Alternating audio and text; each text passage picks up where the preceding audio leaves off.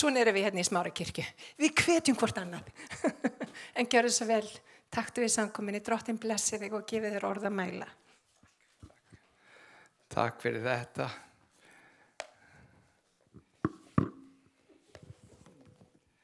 Þetta var dásamlegt. Ég get alveg sagt okkur, ég gat varla sungið með að því ég brosti svo mikið. Ég gat varla hreyft munnin því að það var komið aftur fyrir eyru brosið. Það var svo dásamlega lofgjör en ég vona að þetta stíli sig svolítið heim líka. Þetta var virkilega velflutt hjá sveitinni, góð tilbeiðsla og lofgjörð og þetta er bara aðeinslegt og takk. Einmitt, við hefum getað bara verið áfram í þessu sko. Þeir sem eru heima, ég veit að ef þeir eru bara að hlusta á í tölvun ykkar svona með tölvuháttalarunum þá skilur sér þetta ekki alveg sama hátt. Nú sækið þið bestu headphone-in ykkar og í kvöld þegar þið hafið tíma þá byrjið bara aftur. Takið lofgjöruna í Sony headphone-unum eða hvað það nú heita hjá okkur og fáið þetta beint í æð. Þetta er dásamlegt, alveg dásamlegt. Já.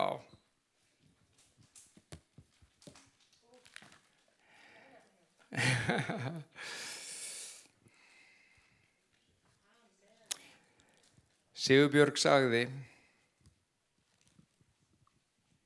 áðan að þegar hún kom inn að hún skynjað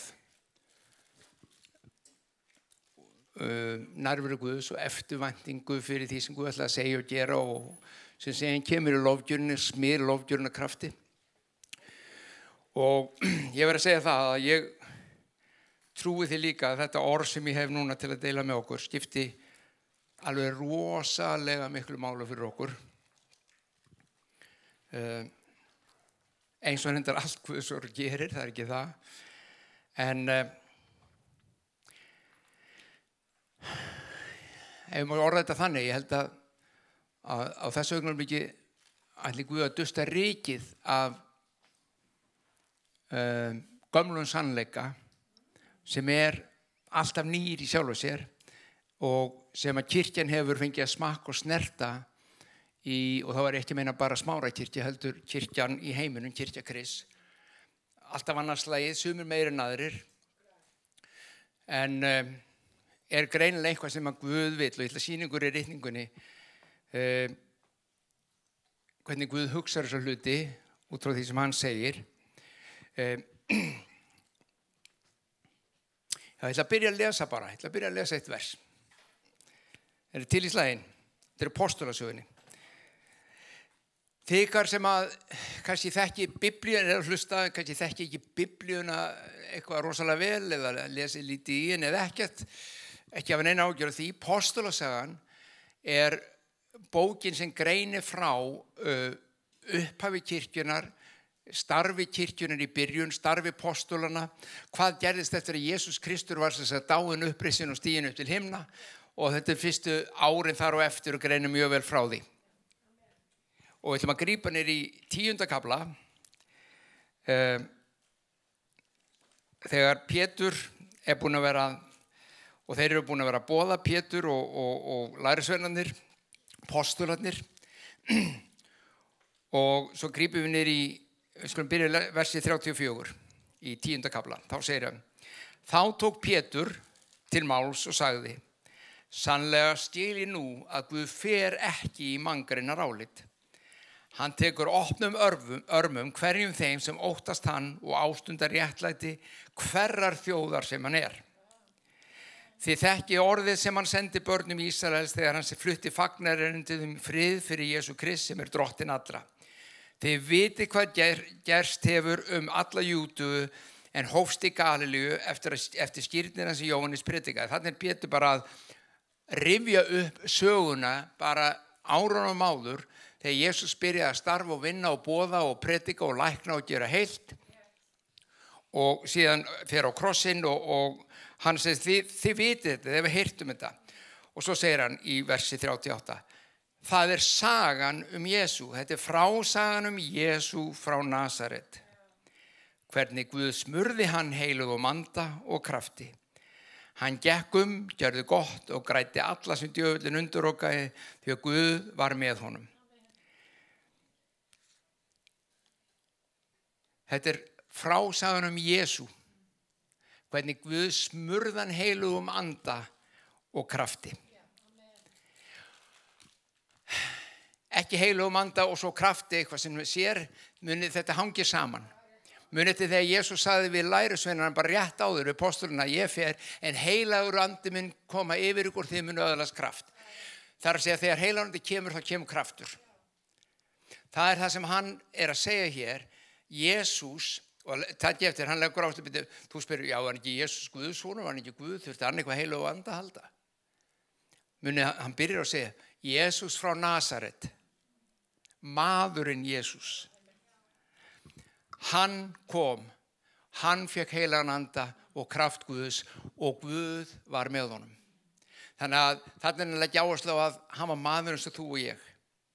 Hann lagði til hliðar guðdómsinn, gjörðist maður, tók á sig mannsmynd, var í öllu freistað eins og maður, lifði og starfaði eins og maður, nema hvað, hann fekk heilagan anda yfir sig og kraft Guðs og hlýddi hverju einasta orði sem hann heyrði föðurinn segja. Þetta það sem gerir út það að hann, eða útslagum það að hann gat klárað það sem að hann ætlaði að gera. Nú, það sem að ég vil leggja sérstaka áherslu á þetta hérna sem hann segir síðan og eftir. Hann gekk gerði gott og græddi alla, hann læknaði alla.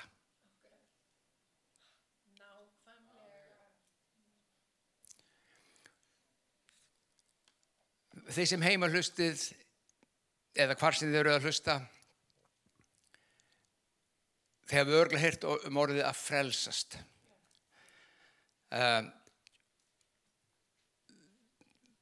Stundum kallum við þetta að endurfæðast, en að frelsast svona orð sem að svona meiri hluti Íslendinga tekur að sér ekki í munn. Og venjulega hangir það saman með einhvað. Og ég man eftir í sérstaklega, reyndar hef ég heyrt þetta miklu oftar en einu sinni, ég man sérstaklega eftir núna kemur í hugan út í Vestmannaeyjum og að þar komast hjón til trúar á Jesú Krist og það sem við myndum segja frelsuðust og það kom strax spurning sem ég heyrði öllum áttum, já, voru þau svona djúpt sokkin? Já, nei, hvað meinarðu? Já, áttu þau svona bágt og erfitt, voru þau í áfenginu og þetta hangir mjög saman í hugum fólks að ef þú frelsast að þá hefur verið í einhverju rosalegu tjóni og ég ekki að líta úr því að Guð svo sannarlega frelsa þá sem í miklu tjóni. Það er bara staðreynd. Hann reisir við fólk sem búin að vera djúpt sokkið í neyslu eða fíkn eða hverju sem svo sannarlega gerir hann það. En vitið það, hann getur líka, svo við notum það orð, frelsað hina sem virðist mannlega séð ekki verið neinu tjóni. Það virðist bara að vera fínt líf og þetta gengur vel og þau lögðu heilbrigð og þurfa þau eitthvað að frelsast kemur þá. Og þá kemur þessi spurning, hvað þetta að frelsast? Nú ætla ég að nefnilega nota aðeins að leggja út frá þessu orði í grískunni sem túlkað eða þýtt svona. Þetta orðið sozo, S-O-Z-O, grísku orðið. Og þetta orðið notað í Nýja testamentinu, já, ég hugsa allavega 100 sinnum. En það þýðir ekki, það ekki alltaf túlkað frelsað. Það túlkað á margvíslegan hátt, eða þýtt af því það þýðir nefnilega dálítið mikið. Það þýðir ekki bara, hann frelsaði því þú varst í fíkn og tók þig aftur úr því, þó að það sé hlutaði. Nú ætlum ég nefna sem dæmi. Í Mattheus 1:21 segir í Biblíunni, hann mun frelsa líð sinn frá syndum sínum. Og ég har allir Íslendingar sem eru kristir, myndu alveg geta að lesa þetta, ekkert máli að lesa, hann mun frelsa. En leðu segir, já, ertu þá frelsaður? Fyrst hann frelsar líð sinn. Já, þá koma vandræðin. Því að, nei, ég ekki í þeim vandræðum. Ok, en hvaða líðina þá að frelsa? Bara fíklana. Nei, allt fólk. Hann elskar alla menn. Og hver þá þörfin? Sjá, hérna það því. Hann mun frelsa líf sinn frá syndum hans. Hérna orðið, hann mun sozo líf sinn frá syndum hans. Ok? Í Mattheus 9:21 segir, þetta þekkiði, ef ég snart klæði hans mun ég heil verða. Hver sagði þetta? Konan með blóðlát í 12 ár.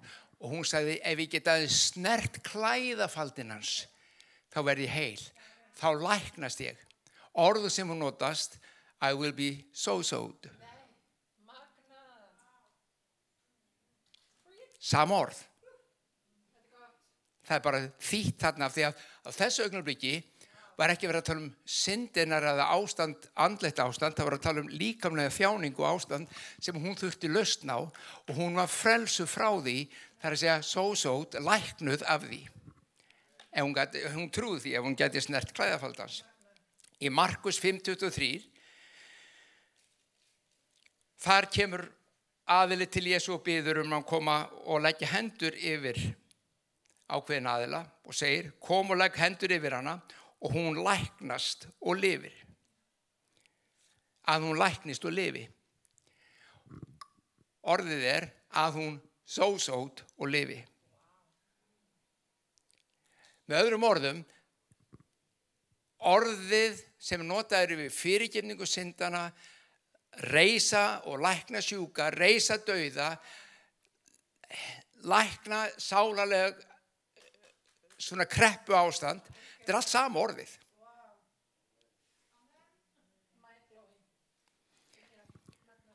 Þetta allt sama orðið.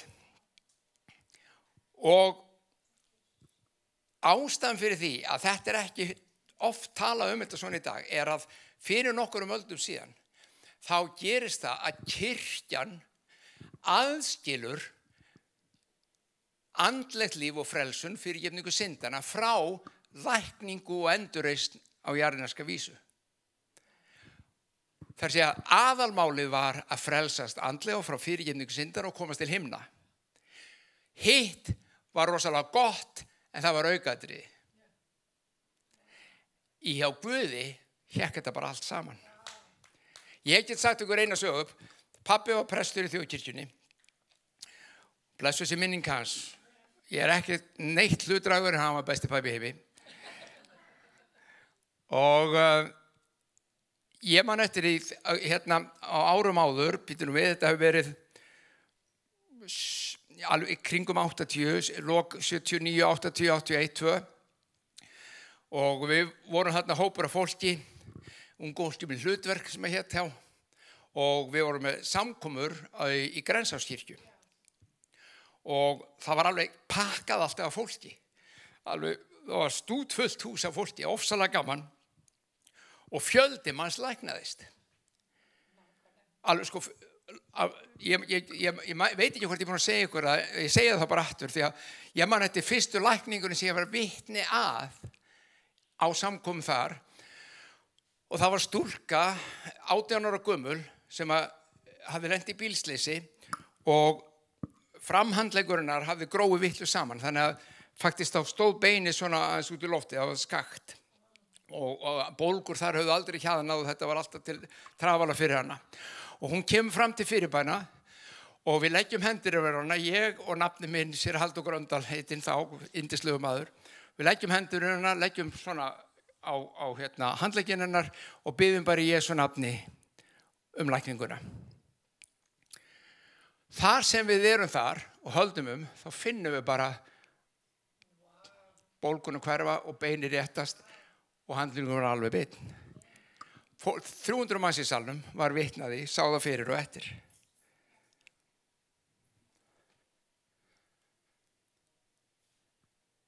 Þá, og ég segi pabba og mamma frá þessu, og hann segir vini sínum öðrum séra í borginni.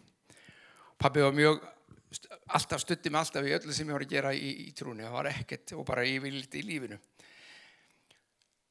Svo fer hann á svona lítinn prestafund með öðrum vini sínum í í prestahópnum. Og hann segir þeim frá þessu.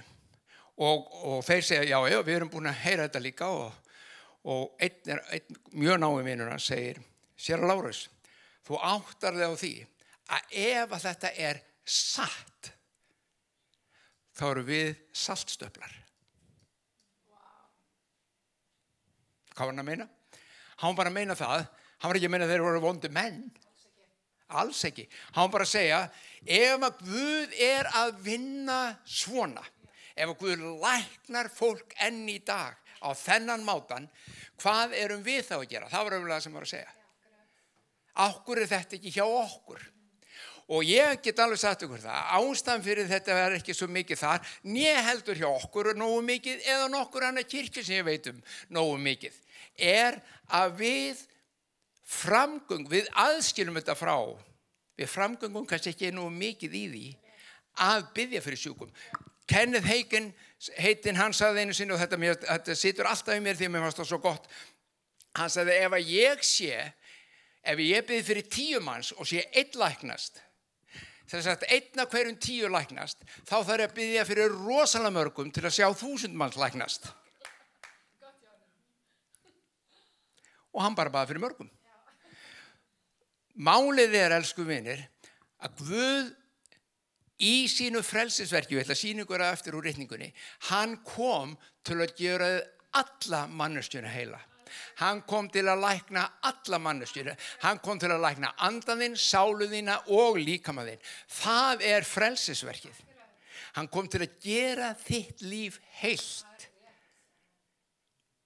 Heilt. Og það er hlutverk okkar, þitt og mitt, í kirkjunni, að boða það og framgangi því. Þess vegna sagði ég áðan, ég að dusta rykið, við erum búin að gera það oft. En þetta er eitthvað sem Guð vill gera. Hann kom, og ég ætla að sýna ykkur eftir. Þið með? Guð er svo góður, hann er svo yndislegur, og þú segir strax, já, en það læknast ekki allir. Nei, ég veit það læknast ekki allir sem maður hefur beðið fyrir, og ég veit ekki það okkur. Það er sennilega bara því ég er bara ekki nóg góður í þessu. Sérðu? En býttu við, ég hef samt sér fullt af fólki læknast. Og það er bara þetta er alveg sama með að sjá fólk komast til trúar. Þú veist, ef þú segir, býður aldrei neinum fram til trúar eða til trúar, þá sér það ekkert marga frelsast. Þetta hangir allt saman, að framgangi í og sjá þetta gerast. Ég get staðið hér núna í langan tíma og sagt ykkur kraftaverk, lama fólk sem stóð á fætur og hljóp út, ég get sagt ykkur alls konar hluti. Og ég hef hort á einu augum, og þú líka mörg hver sem að hlusta jafnvel hér, mörg hver hafi séð og heyrt af slíkum kraftverkum. Og þetta er gæska Guðs. Svo góður er hann að hann er tilbúinn að gefa allt sem þú þarft. Allt sem þú þarft.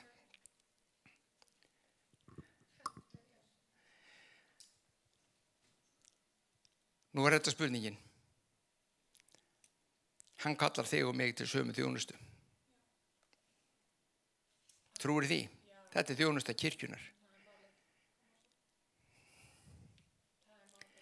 Í Jóhannes 16 segir, Jesús er að tala, og hann segir, ég hef margt að segja ykkur, en þið getið ekki skilið það núna. Þeir eru alveg, hvað ætlar að segja ykkur? Alltaf þegar Jesús opnaði munninn til að segja, þetta var svo spennandi. Hvað ætlar að segja ykkur? Já, þið er ekki að segja ykkur, þið skilið þetta ekki, strákar. Þeir skildi ekki einu svona dæmisöguna sáðmanninn og sáðgotnimunni. En, þið skildi ekki núna, en, sagði hann, hvað? Þegar andi sannleikans, heilagur andi, kemur, þá mun hann leiða ykkur í allan sannleikan. Það sem hann segir yður hefur hann ekki frá sjálfu sér, heldur mun hann segja ykkur það sem hann heyrir og kunngera yður það sem koma á. Hann gjörir mig dýrlegan af því að mínu mun hann taka og kunngera yður. Allt sem faðirinn á er mitt. Því sagði ég að hann tæki af mínu og kunngera yður.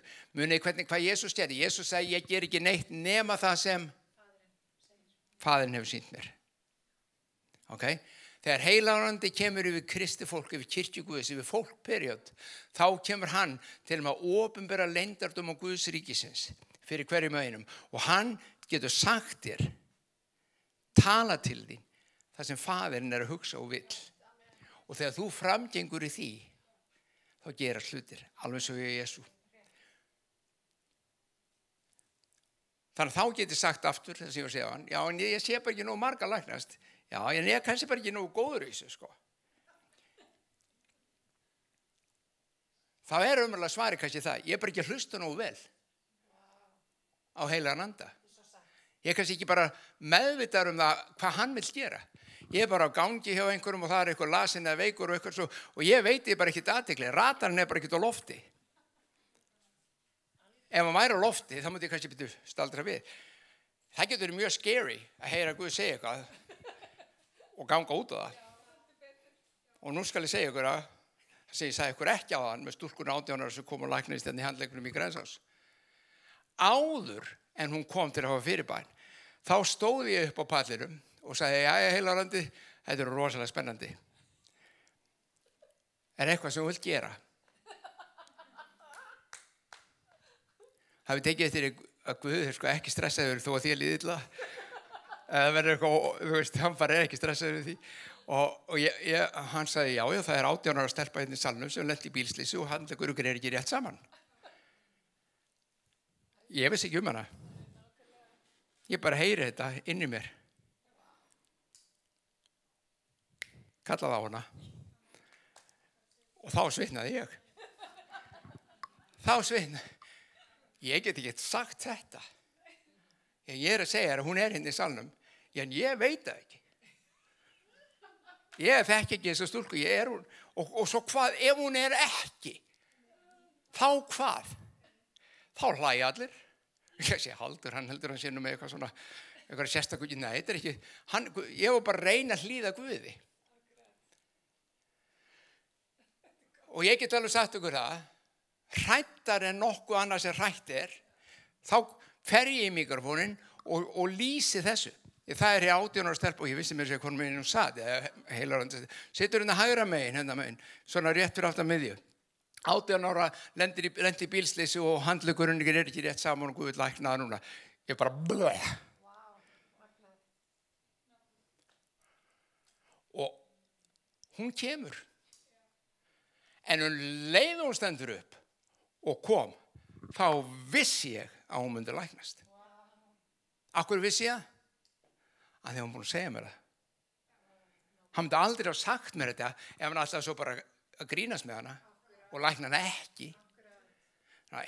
Sjáu hvað maður, það er þetta sem Jesús er að segja. Þegar þú heyrir, hann mun sýna þér og þú framgengur. Og Jesús ger þetta sjálfur. Hann læknaði alla sem sjúkir voru. Það sem hann heyrði Guð föðurinn segja, farðu nú og læknaði hann gerðin heitir og allir sem komu til hans. Guð er Guð kraftaverkana fólk. Guð elskar þig og vil sálu þína heila. Guð elskar þig, vil anda þinn hólpinn. Og Guð elskar þig og vill líkamann þinn heilan. Það er hið fullkomna frelsisverk Krists. Þýðir það að ef ég læknast ekki á líkamann, þá er ég vondur maður og ómikill synd? Nei. Það er ekkert með það að gera. Það er fullt af hlutum sem Guð hefur fyrir fólki sitt, sem við erum ekki enn fann að framgang í, vegna sem við erum ekki búin að átta okkur á því hvað hann er stórkostlega góður og mikill Guð. En við getum vaxið í því. Við getum dafnað í því. Hlustið á þetta. Jesús kom til þeirra, talaði við þá og sagði, allt vald er mér gefið á himni og jörðum. Farið því og gerið alla þjóðir að læra sínum, skýrið þá í nafni Föður, Sonar og Heilags Anda og kennið þeim að halda allt það sem ég hef boðið þér. Sjá, ég er með ykkur alla daga. Sagði ekki þetta, var ekki það sem ég las úr Postulasögun áðan og Guð var með honum og hann gerði þetta. Jesús segir, og ég er með þér alla daga. Framgangt í Jesú. Í Markús sagði þetta öðruvísi, yfir sjúka myndu leggja hendur og þeir verða heilir. Ég trúi því að Guð vilji reisa aftur við hjá sínu fólki svo. Það er að segja fullkomið frelsi. Fullkomið frelsi. Ég hef stundu sagt það, þeir sem halda það sé bara svo að drekka vatn og eitthvað svona léttverk og lögumannlegt að reka kirkju, bara fáið viðtali og sig og spurja hana. Já, það er ekki svo leiðis. Nei, þetta er mál. Og eitt af því sem kirkju geta dottið inn í, við sunguðum nefnilega svo fallega á þann á enskunni. Ég biði fyrirgefningar á þeir sem ég er búin að gera við lofgjöruna. Ég er búin að láta hann að snúast upp eitthvað allt annað heldur en þig. Þetta snýst bara um þig, Jesús. Kirkja Krist snýst um hann. Hann er öxullinn sem allt snýst um. Við hefum látið þetta oft snúast um eitthvað allt annað. Við hefum látið þetta snúast um lofgjörð. Við hefum látið þetta snúast um prógramið. Og býttu nú hægur, ég er sko ekki að kvart yfir hvað lofgjörðin er flott. Ó, nei. Hún er dásamleg og ég vil hafa hana svona eins og hún var í dag. Hún er stórkostleg. Þetta var snýst ekki um það. Það er ekki það sem er miðdepillinn. Það er ekki það sem er aðalatriðið. Það sem er aðalatriðið er Kristur. Hann er miðdepillinn. Og það sem hann kom til að gera, það kom til að frelsa og gera manneskjuna heila á anda, á sál og á líkama. Andaðinn, vegna sem hann vil gefa þér andlegt samfélag og innra líf í samfélaginu við hann. Sálðina, vegna sem hann vil gefa þér hugaró og styrk. Hann vil að þú sofir og hvílist og sér glaður og hamingjusamur. Og líkamaðinn svo þú þjáist ekki á nokkurn hátt á kroppnum.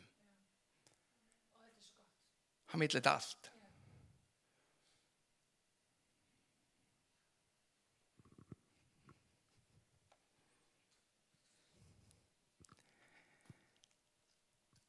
Í Malaki segir, sól réttlætisins mun rísa yfir ykkur sem virðir nafn mitt og vængir hennar færa lækningu. Og svo segir hann þetta skemmtilega, þið munu koma út, stökkva út eins og kálfar sem hleyptur úr fjósi. Hafið þið séð kálfar sem kom úr fjósi? Voruð í sveit? Ég var í sveit. Það var gaman að sjá kýrnar. Þær eru nú ekki liprustu dýr í Arðríkis. Og þegar kom út og er að skvetta upp og þegar þeim finnst þau að vera að stökkva, þá er það svona bara eitthvað smá lift. Þær fara ekki hátt. Og rassinn, þar halinn getur farið hátt. En það er furðulegt hvað þær geta skvett rassinu mikið að því að gleðin og fögnuðurinn yfir að koma út úr fjósinu eftir allan annan tíma. Og þetta var þeim tíma, sko, þá voru þessi nútíma fjós ekki, sko. Það sem þær voru bara frílægans inni, bara svona gengur bara í mjaltavélina þegar við langaði þurftu, sko. Þær voru bara á básnum sínum, bundnar, allan veturinn. Þannig að þegar það fengi að koma út, og já, ég verð að segja ykkur, það verð að tala um kálfa sem kom út, þeir voru líka mjög, kálfarnir höfum sér, þegar þeir kom út úr fjósinu, þeir voru ekki að koma út þeir voru ekki að koma í annað, þriða, fjórða eða 20. sinn, þeir voru að koma í fyrsta sinn. Þeir fættust þannig vetursjá, þannig að þegar þeir kom út, þá er þeir að sjá alveg nýjan heim. Þeir vissi ekki hvort þeir ættu að hlaupa, stökkva eða gera hvað. Flestir eru, ég segi ykkur þessu sögu, þegar ég verða að segja ykkur frá einum. Þeir koma og flestir eru að átta sig á þessu og svo stökkvaði niður túnið og eftir kúnum. Einn kálfur, nú ætlum ég að segja ykkur hann kemur út í dyrnar og ég fylgdist svo vel með honum. Ég heyrði nærri því, sko, Bessa Bjarnason á barnaplötu, ég belja, þú veist, bara heyrði það nærri því að vera, og hann kemur, og allir konunir á tún nema hann.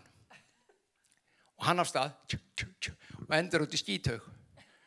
Á kafi, hann hljóp beint í hauginn. Hann var algjörlega ekkert hvert hann var. Ég dró hann út úr haugnum, var sjálfur svolítið, allt í lagi, þetta var góð lykt og allt það. Og svo hleypur hann af stað, nei, ekki eftir kúnum. Hann fer upp götuna, niður annað tún og beint hún í skurð. Hann stoppaði ekki einu sinni, hann hljóp bara fram af. Hann var algjörlega týndur í þessum heimi. En það er sem að Biblíuna segir okkur, þegar við áttum okkur á þessu dásamlega verki, þegar lækningin kemur, og nú ætlum ég að segja ykkur eitt, hlustið á þetta. Þetta er Malaki. Sól réttlætisins mun rísa yfir ykkur og vængir hennar færa lækningu. Þetta orð vængir, veitu hvað þetta þýðir á annan hátt? í hebreuskunni, veitu hvað það þýðir líka? Klæðafaldur. Eins og konan snerti klæðafald Krists og læknaðist. Sama orð. Hann kom til þess að lækna og sól réttlætisins. Þegar Guð réttlætir, þá læknar hann líka. Það hangir saman. Réttlæti Guðs kemur og hann frelsar okkur, hann fyrirgefur okkur fyrir náð og miskunnsans og hann réttlætir okkur, þar að segja gefur okkur nýja stöðu fram fyrir Guði. Tekur mína synd, skiptir muniði, skiptir á. Hér hann, algjörur réttlætur, hefur aldrei gert rangt. Hér ég, ekki með neitt réttlæti og bara klúður.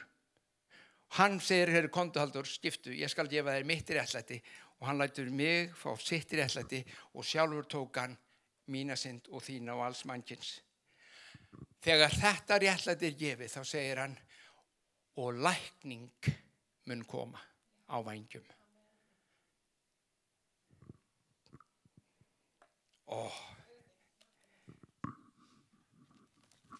Þetta þekkiði, Jesaja, hann var fyrirlitin og menn forðuðust hann, harmkvæla maður og kunnugur þjáningum líkur manni sem menn byrgja augu sín fyrir, fyrirlitin og verið mátum hann einskis. En vorar þjáningar voru það sem hann bar og vor harmkvæli hann á sig lagði. Ver álitum honum refsað, hann slegin og niðurlagðan af Guði. Hann var særður vegna vorra synda, kraminn vegna vorra misgerða. Honum var refsað svo við fengjum frið, fyrir benjar hans urðum við heilbrigð. Það má segja sem svo að Kristur á krossinum hafi keypt frelsi okkar og lækningu.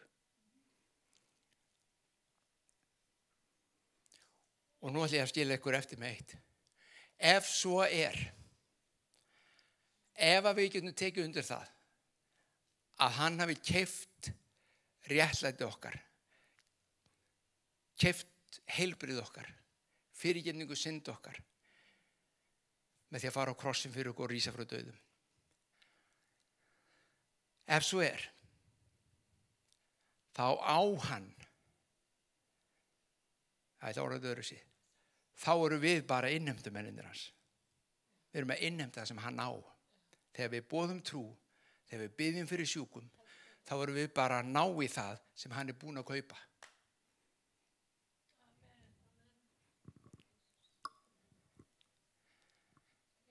Við förum ekki með sem skeljabrjótar að rukka. Þetta er ekki svoleiðis innheimta. En við erum bara að framganga í því sem hann hefur kallað okkur til. Ég elska alla menn.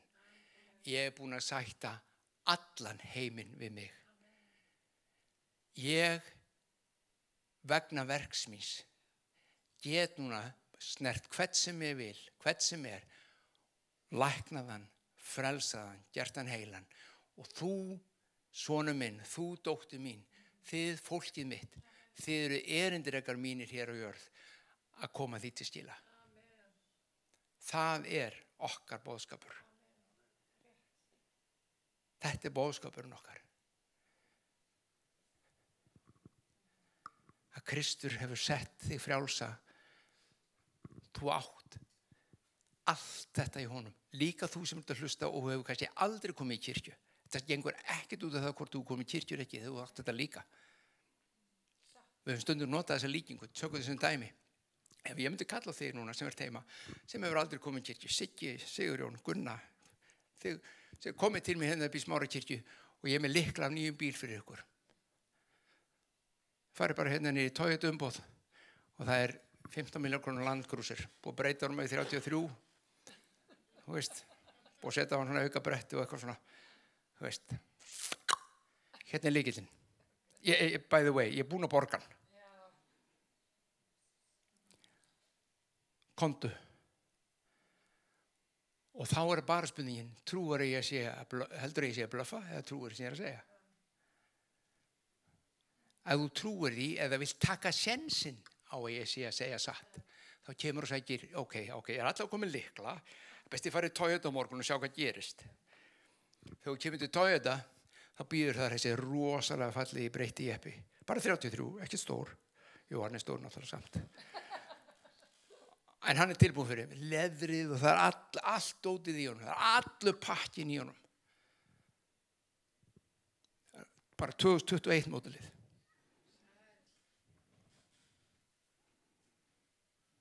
Og þú sér bílinn og segir, hann að Halldór sendi mig með þessa lykla. Já, flott, þetta bílinn. Hvað gerir þau?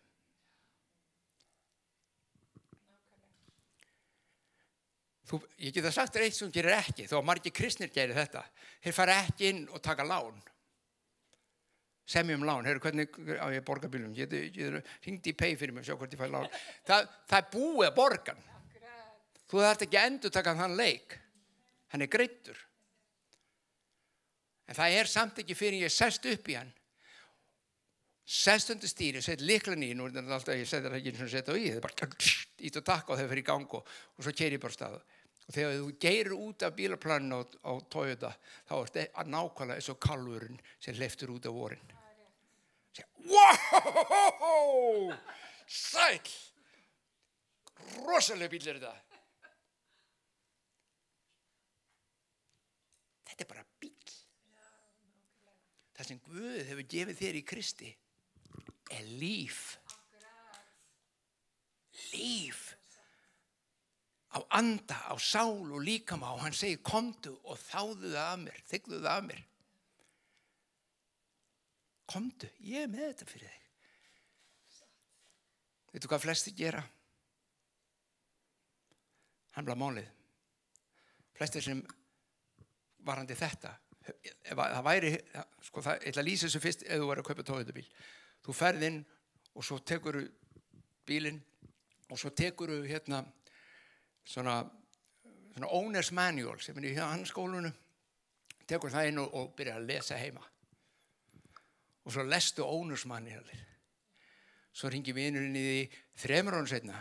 Hvernig með Toyota? Já, ég þekki alveg þarna, þekki þetta orðið utar þetta owner's manual. Ertu bara að keyra? Nei. Ég þekki hins vegar bókina. Sumir þekkja biblíuna sína eins og lóan á sér. En hafa aldrei ekki bílnum. Það sem er ennþá verra, það er að eiga þetta allt saman og hafa ónismænilu bara upp í hillu og kíkja ekki einu sinni í það.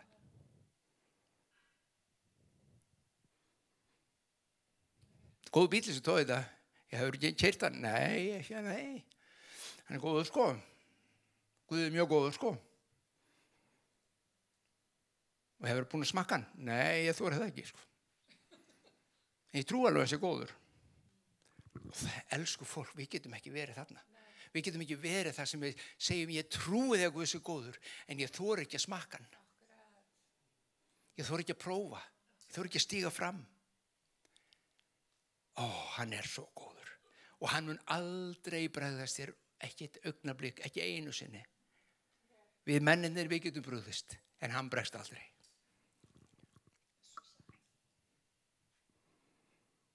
Komdu, leyfðu honum. Hann er búin að taka allt þetta á sig.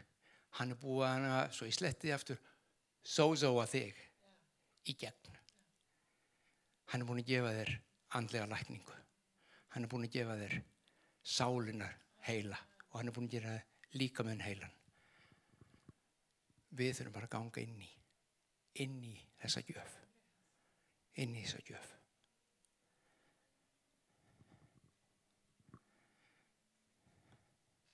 Faðir minn, við þökkum þér. Þökkum fyrir megum lofa þig fyrir stórkostlega og fullkomið verk þitt. Þakka fyrir það að, eins og segir í Póstulasögunni, þú komst, þú gekkst og þú læknaðir alla sjúka.